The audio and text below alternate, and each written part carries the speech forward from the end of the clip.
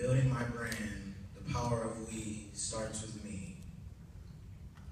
We are at war.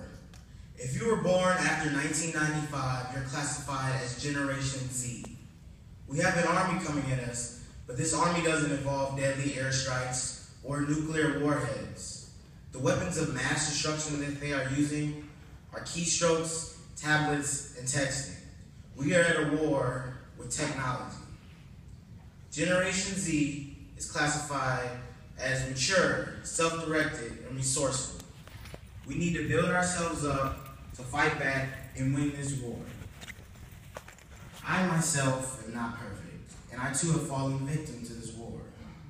Ever since I can remember, I've been in love with these weird little contraptions that allow you to talk to someone that's not standing right next to you, called a cell phone. I love getting each different device and testing it out, pushing it to its limits to see what all it can do.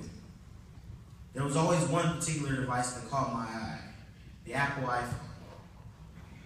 I got so caught up in the propaganda that they were feeding me that their devices were the best and that they could do anything that I decided I just had to try it out for myself. So I decided I was going to jailbreak my phone. If you don't know what that is, that's where you go into the file system of your Apple device and you allow it to do things it wouldn't normally be able to do.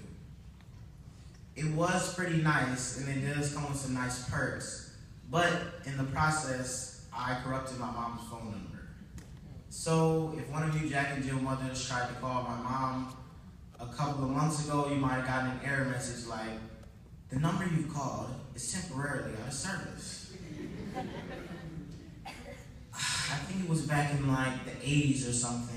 Families used to sit around tables and play these things called board games.